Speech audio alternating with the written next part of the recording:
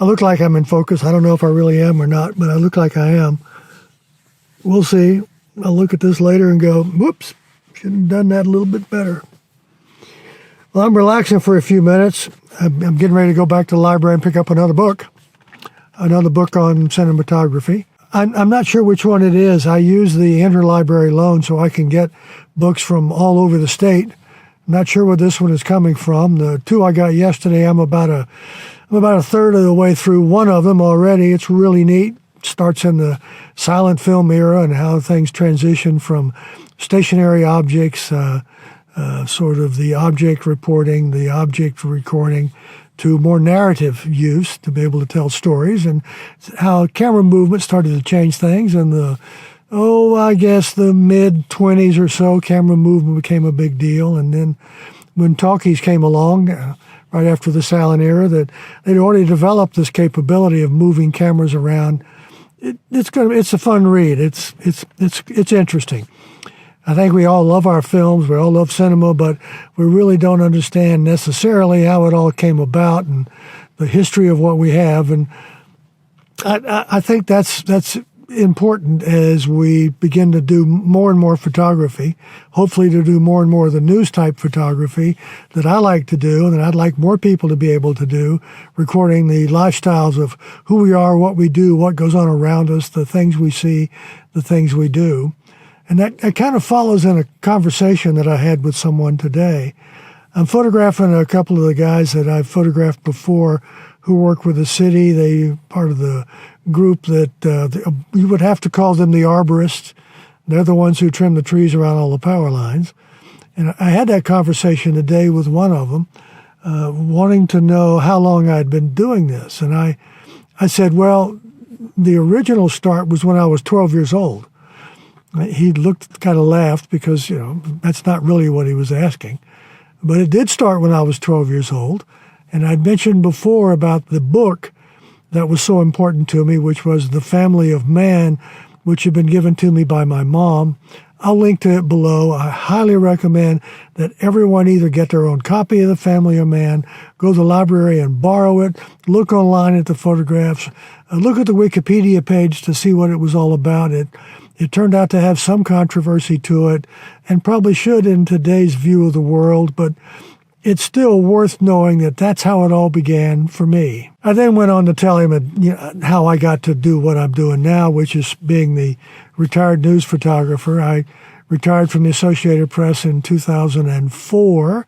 Didn't necessarily want to go, but it was one of the things that had to happen. The news business was changing, and they really didn't have a need for me.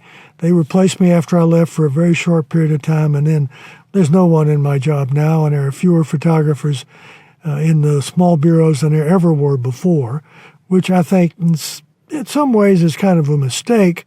But at the same time, the news business has changed so radically for photographers, especially the ones who shoot local news, that there probably is not a need for me anymore in that sort of job.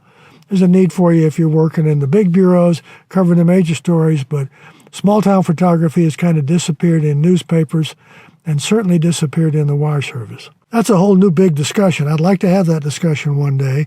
That'd make a great discussion between me and a couple of people that are still in the business and a couple of people that have retired from the business. But that's not what he was asking me. He wanted to know when I started, and I told him 2004. And I've been doing it every day. I've made a photograph and published it online and my final photos since that day. And some of them have been really pretty neat. Some of them haven't. And he even admitted that sometimes he had the same thing. He would get a notice in Google or Amazon that here's your picture from X number of years ago. And he'd go, oh my God, that's a pretty good picture.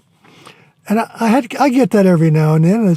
I've shot so many pictures, I kind of forgot everything I've taken.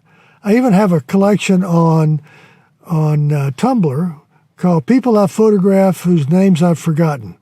And it'd probably make a great collection.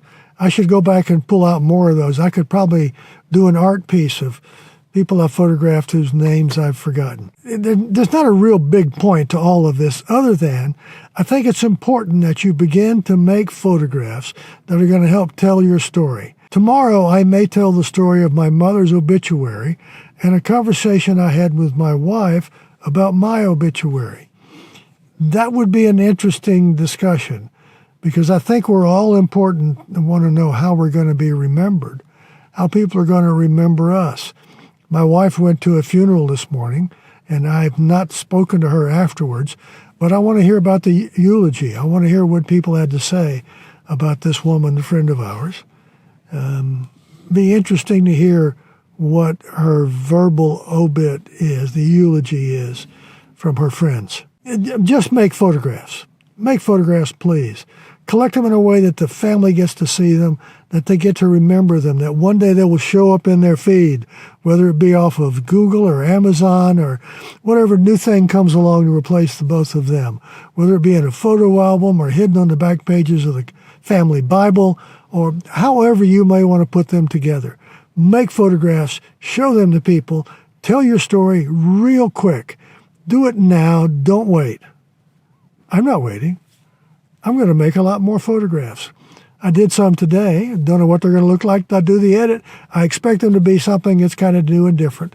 That was part of what we talked about today, was that what I shot today is a thing that I'll never get to ever do again. The location was different. It was someone's backyard. It was things that were happening that I'll never get to see again, that those people will never be in the same place doing the same thing. The sun will never be at that exact location under those circumstances. It was just something that had to be done, that'll never happen again. And that's what you need to find for your photography. Find those moments, tell those stories for you, your family, and the people that will see the things that you do. Do that YouTube thing. I want you to subscribe, thumbs up, like it, comment, share, tell your friends, enjoy yourself, let me have fun. I'll be back. I'll do this tomorrow. And I will be back in a minute. It's true. I will.